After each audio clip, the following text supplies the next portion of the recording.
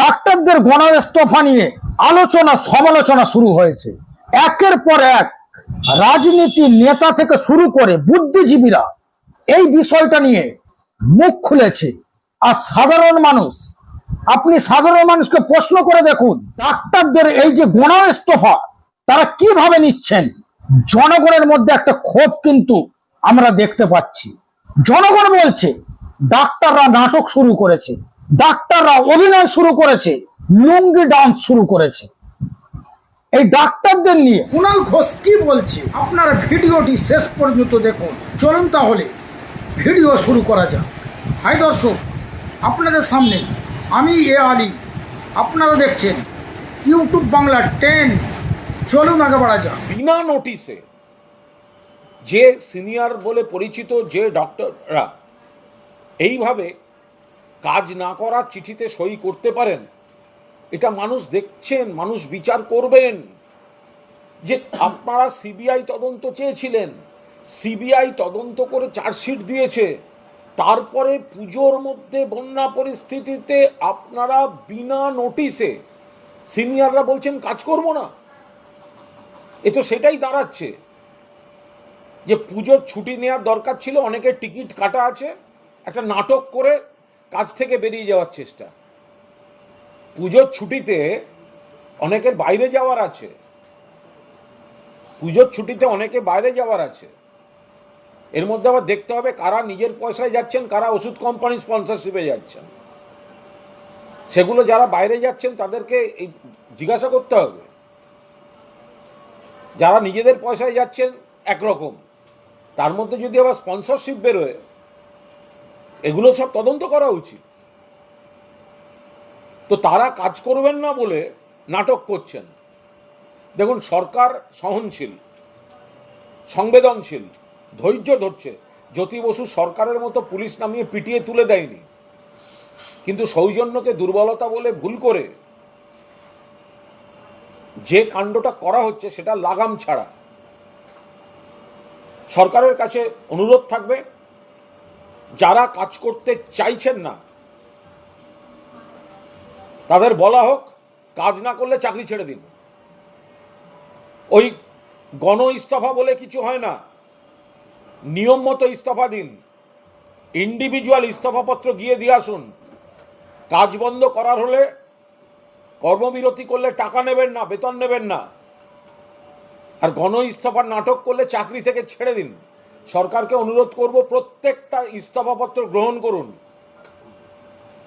বিজ্ঞপ্তি দিন। বহু যোগ্য উপযুক্ত ডাক্তার তারা অপেক্ষা করে আছেন, তারা কাজে আসবেন, মানুষের কাজ করবেন। যারা সিস্টেমে থেকে অন্তর্ঘাত করছে তাদেরকে রাখবেন না। গরিব মানুষ, সাধারণ মানুষের অসুবিধা হচ্ছে। আরজি করের ঘটনার পর 24 ঘন্টার মধ্যে অ্যাকিউজ ধরা পড়েছে। হাসপাতাল এবং হাসপাতাল সংক্রান্ত পুলিশের একের পর এক অফিসার বদলি, সাসপেন্ড, পরের পর ঘটনা ঘটেছে। সিবিআইয়ের কাছে তদন্ত গেছে, সিবিআই চার্জশিট দিয়ে কলকাতা পুলিশের গ্রেফতারকে মান্যতা দিয়েছে।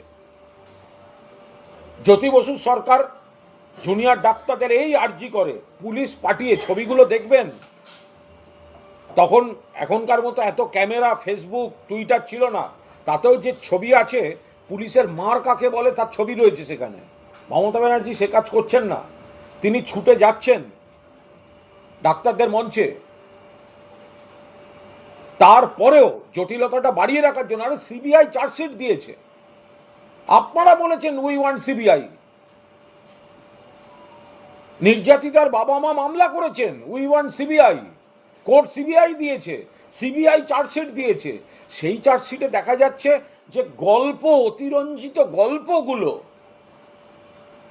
শারীরবিজ্ঞানের মানে সব সীমা অতিক্রম করে যে সব রগরগে গল্প ছাড়া হয়েছিল, সেগুলোকে মান্যতা দেয়নি সিবিআই। সেটা আপনাদের পছন্দ হচ্ছে না।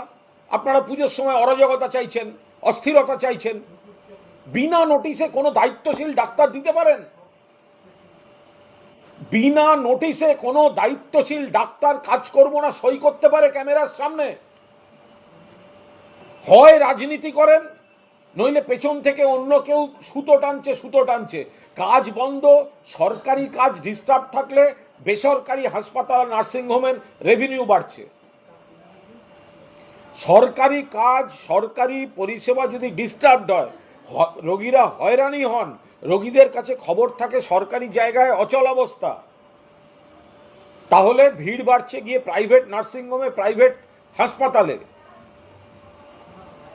এই গোটা পরিস্থিতিটা ভাবতে হবে। কোনো দায়িত্বশীল ডাক্তার কেন, যে কোনো গুরুত্বপূর্ণ পেশায় কোনো মানুষ বিনা নোটিশে কাজ করব না এটা বলতে পারে কখনো? সাংবাদিকতাতেও হয় না। কেউ চাকরি ছেড়ে আর এক জায়গায় যেতে গেলে একটা মিনিমাম কয়েকদিন সময় দেয় কোম্পানিকে। ছবি উঠছেন, ছবি তুলছেন, ছবি তোলার নেশা হচ্ছে। একটি নির্যাতিতা মেয়েকে বিক্রি করছেন আপনারা নিজেদের পাবলিসিটি ফুটেজ খাওয়ার জন্য।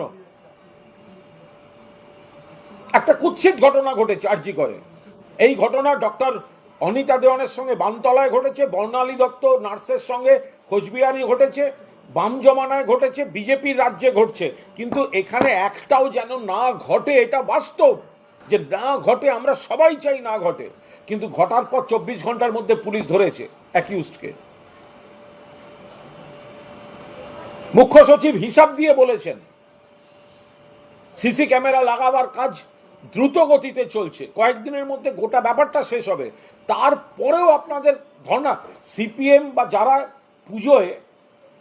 পুজো ভাব করি না বলে সবই করেন, আড়াল করে করেন, এই সিপিএম, বামপন্থী, নকশালপন্থী পুজোয় বেরোবার জায়গা থাকে না, সেই জন্য একটা গেট টুগেদারের জায়গা করছেন ওখানে গেলে ওটা গেট টুগেদার হবে, ওই জায়গাটা গিয়ে নাটক হবে। সরকারকে অনুরোধ করব, যারা, আমরা চাই না কেউ অনশন করুক, অনশন করে কেউ অসুস্থ হোক চাই না, কিন্তু কয়েকজন সিনিয়র ডাক্তার আর কয়েকজন মিলে যে ছেলে মেয়েগুলিকে অসুস্থতা দিকে ঠেলে দিচ্ছে, কোনো ডাক্তার সামনে আর একজনকে অসুস্থতা দেখতে পারে না, তাকে চিকিৎসা করতে হয়। যদি একটি ছেলে মেয়ে অসুস্থ হয় তার জন্য দায়ী থাকবেন এই সিনিয়র ডাক্তাররা যারা উস্কাতে যাচ্ছে। যদি একটি ছেলে মেয়ে অসুস্থতার নাটক করতে গিয়ে আপনাদের পাল্লায় পড়ে অসুস্থ হয়ে যায় সত্যি, কারণ আপনারা তাদের পলিটিক্সের জন্য ছেলেগুলোকে সামনে বসিয়ে দিয়েছেন। প্রথম দিকে ক্যামেরার সামনে হিরো হওয়া মুখগুলো প্রথমে বসেনি, কয়টা ছেলে মেয়েকে বসিয়ে দিয়েছেন। এবার তারা যদি অসুস্থ হয় কে দায়িত্ব নেবে? ডাক্তাররাই তো বসে আছে, চিকিৎসা তো তারাই করবে। সরকারকে অনুরোধ করব, যদি কোনো ডাক্তার অসুস্থ হন অনশন করতে গিয়ে, তাহলে যারা সেখানে উপস্থিত থেকে উস্কানি দিচ্ছে আর যে সিনিয়র ডাক্তাররা তাদের অসুস্থতায় মদত দিচ্ছে, তাদের বিরুদ্ধে আইনি ব্যবস্থা হোক, রেজিস্ট্রেশন নাম্বার ক্যান্সেল করা হোক। কোনো ডাক্তার আর একজনকে সামনে বসে অসুস্থ হয়ে পড়ছে এটা অ্যালাউ করতে পারে না। কোনো ডাক্তার আর একজনের অসুস্থতাকে প্ররোচিত করতে পারেন না, এটা আইনত অপরাধ। ডাক্তারদের মঞ্চে যদি কোনো ছেলে বা মেয়ে অসুস্থ হয় তার জন্য দায়ী থাকবে তার পাশে বসা সুস্থ ডাক্তার, যারা উস্কাতে যাচ্ছেন, যারা ওখানে ফ্যাশন প্যারেড করতে যাচ্ছেন, যে সিনিয়র ডাক্তাররা উস্কাচ্ছেন তারা। এই সিনিয়র ডাক্তারদের কয়েকজনকে নজরে রাখুক সরকার, একেবারে নজরে রাখুক কারা উস্কাচ্ছে, এদের বিরুদ্ধে আইনি ব্যবস্থা এবং এদের রেজিস্ট্রেশন নাম্বার ক্যান্সেল করা দরকার। কারণ এরা এদের রাজনৈতিক উদ্দেশ্য সাধনের জন্য জুনিয়র ডাক্তারদের জীবন নিয়ে খেলা করতে পারে উস্কে দিয়ে। ডাক্তার জীবন নিয়ে খেলা করতে পারে না, যারা করছে তারা ডাক্তার হওয়ার যোগ্য না, এদের রেজিস্ট্রেশন নাম্বার খারিজ করতে হবে। যে সিনিয়র ডাক্তাররা অনশনরত ডাক্তারদের অসুস্থতার দিকে ঠেলে দিচ্ছেন, তাদের ডাক্তারি করার কোনো অধিকার নেই, কারণ তারা তাদের রাজনৈতিক স্বার্থসিদ্ধির জন্য 6টা বাচ্চা ছেলে মেয়েকে এমন পরিস্থিতিতে ফেলেছেন যাদের ইচ্ছা নেই তারা তখন থামাতেও পারবে না, প্রেস্টিজ ইস্যুতে পড়ে গেছে। তাদের মধ্যে 2জন তো অনশন থামাতে চাইছে, অনশনের সঙ্গে একমত নয়, খবর আসছে তো ভেতর থেকে, কিন্তু তাদের বেরোতে দেওয়া হচ্ছে না।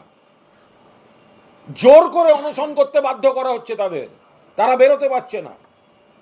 যারা মঞ্চে অনশন করছেন তাদের মধ্যে দুজন অনশন কন্টিনিউ করতে চান না বলে আমাদের কাছে খবর আসছে, তারা সেটা জানিয়ে দিয়েছেন।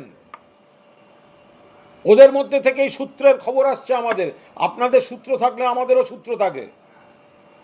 কিন্তু এদের জোর করে সরকার হস্তক্ষেপ করবে না, অনুরোধ সরকারকে পুলিশ নিরাপত্তা রাখুক, বাট হস্তক্ষেপ নয়। ডাক্তাররা ডাক্তারের মতো বুঝুন। যিনি অনশন করছেন তিনি ডাক্তার, তার পাশে বসে আছে ডাক্তার, উস্কানি দিচ্ছে ডাক্তার, ফেসবুকে ছবি দিচ্ছে ডাক্তার, ফেসবুক পোস্ট দিচ্ছে ডাক্তার।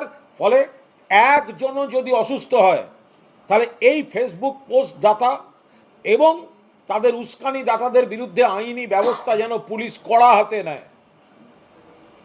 রাজনৈতিক স্বার্থসিদ্ধির জন্য সিবিআই এর চার্জশিট পছন্দ হয়নি বলে এখন 2-3 দিনের মধ্যেই দেখবেন 2-3টে ছেলে খুব স্বাভাবিকভাবে একটু দুর্বল হবে, নেতিয়ে পড়বে, স্যালাইন, মঞ্চে কত রকম এবার সেসব দৃশ্য হবে। এর জন্য যারা দায়ী তারা হচ্ছে ডাক্তাররা।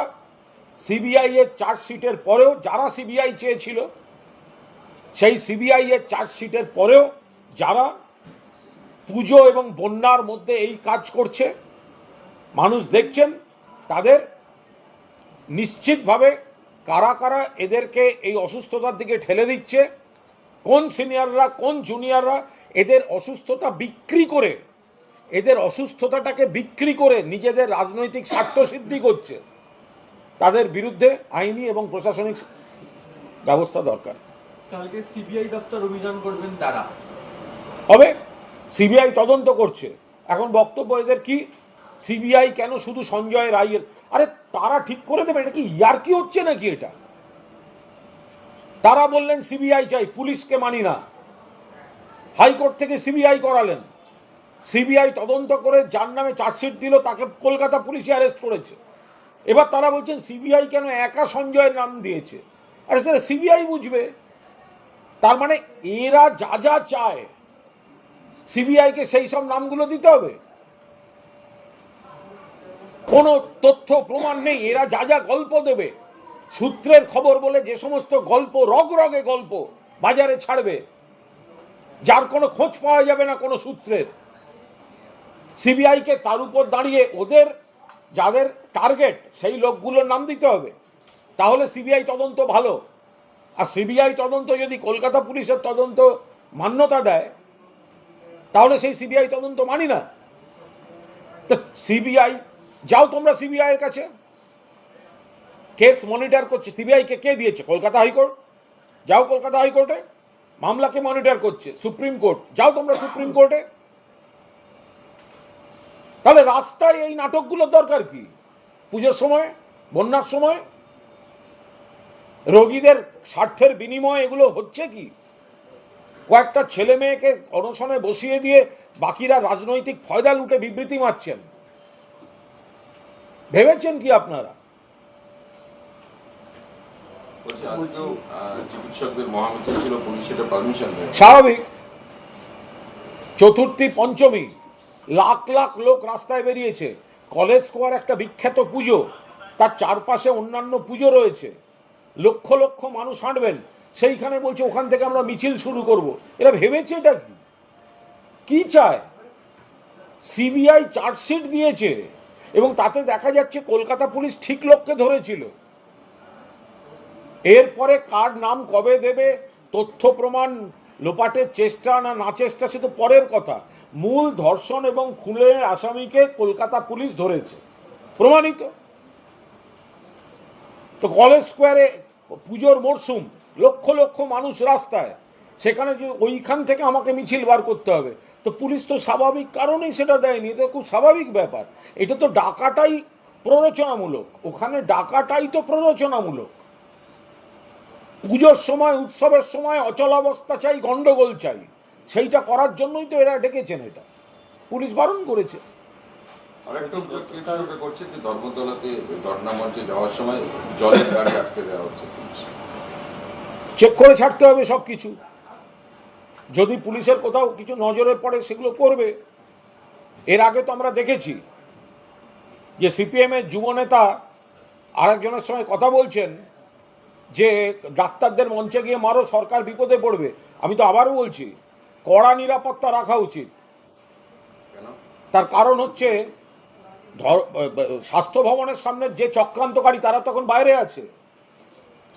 স্বাস্থ্য ভবনের সামনে যে চক্রান্তকারীরা, যারা বহিরাগত গুন্ডা দিয়ে যারা ডাক্তারদের উপর আঘাত এনে সরকারকে বিপদে ফেলার ছক কষেছিল, অডিও প্রকাশ হয়েছিল, এবং সব থেকে বড় কথা এটা প্রমাণিত, আজকে মেনে নিয়েছে অডিওর গলাটা ওরই ছিল, সিপিএম এর যুব নেতাদের ছিল। প্রথমে বলেছিল অডিও ফেক, কোর্টে দাঁড়িয়ে বলছে না হ্যাঁ ওটা আমার গলা, তাদের আইনজীবীরা বলেছেন। সেই লোকগুলো এখন জামিনে বাইরে আছে। যদি কোনো কারণে এই ডাক্তারদের ওপর কোনো অশান্তি হয়, তার জন্য দায়ী থাকবে হাইকোর্টের যিনি বেল দিয়েছেন সেই জজ।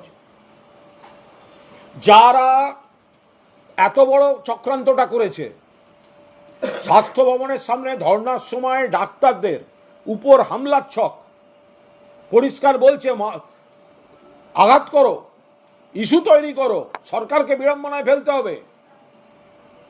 তার মধ্যে একাংশের সিপিএম সমর্থক ডাক্তাররাও জড়িত।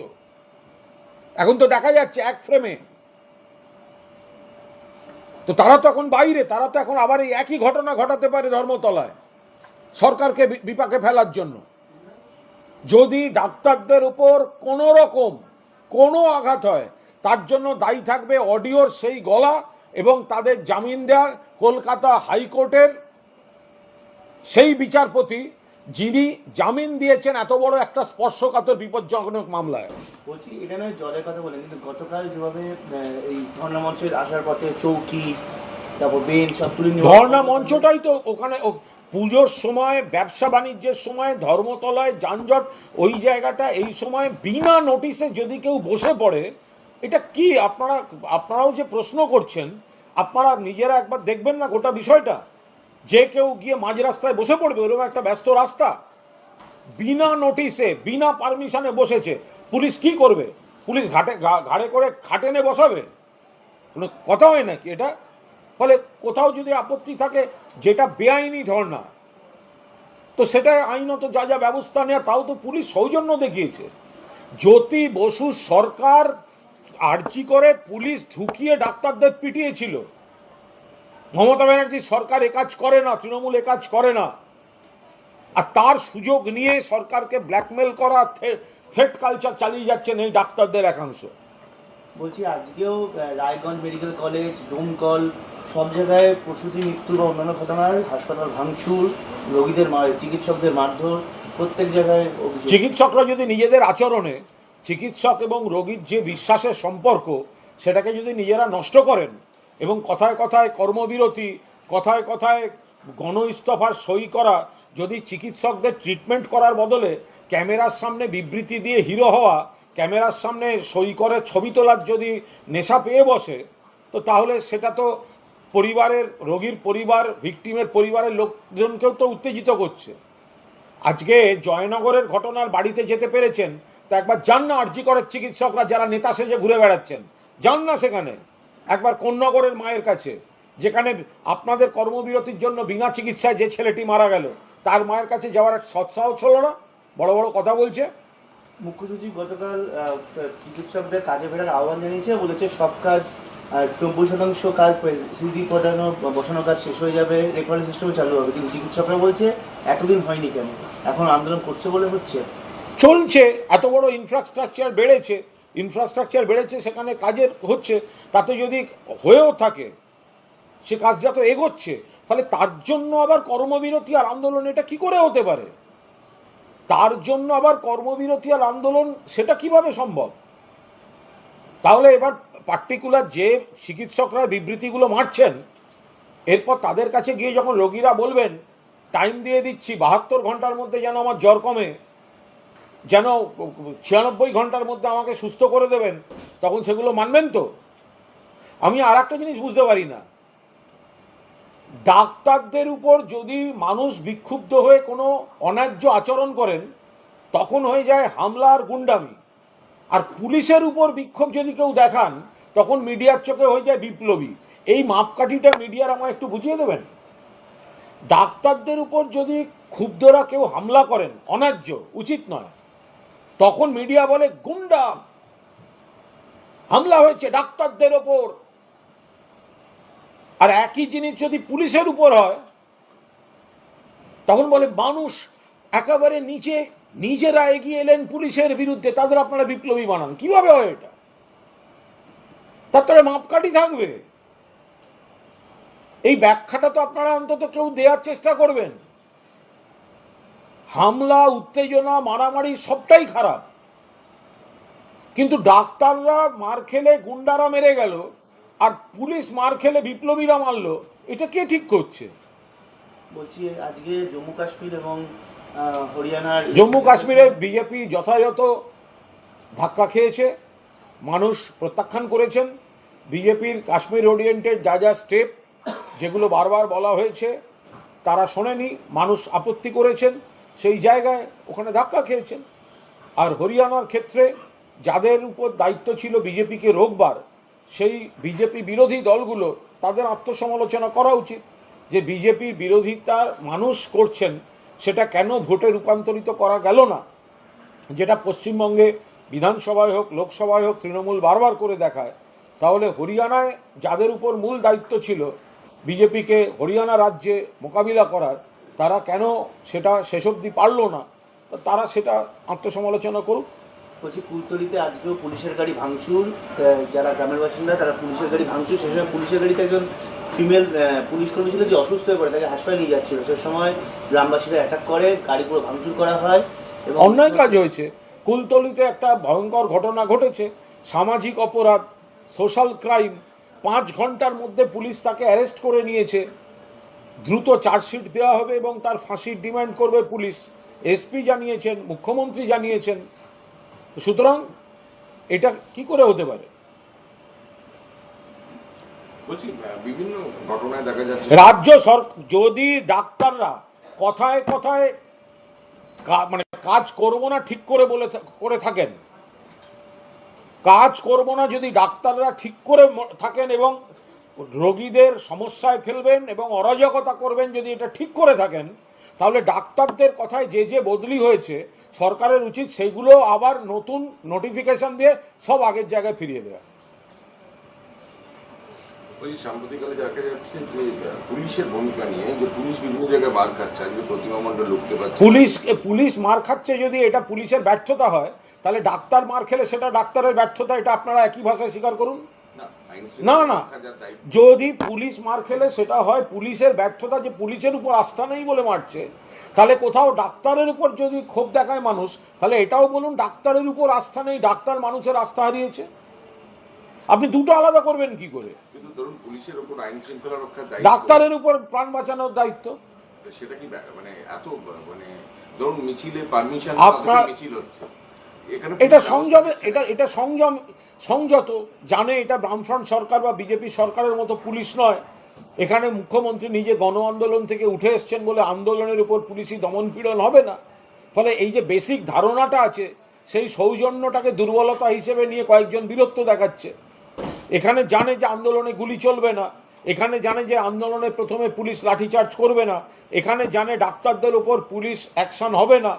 তার ফলে এই বাড়াবাড়িগুলোর সুযোগ নিচ্ছেন অনেকে। এগুলোই আমরা বাম জমানায় দেখিয়েছি, পিটিয়ে ছাতু করেছে। বিজেপি জমানায় দেখেছি পিটিয়ে লাট করেছে। পশ্চিমবঙ্গে সেটা হয় না। তো সেই জন্য অনেকের মনে হয়েছে যতটা সম্ভব আমরা বাড়াবাড়ি করি।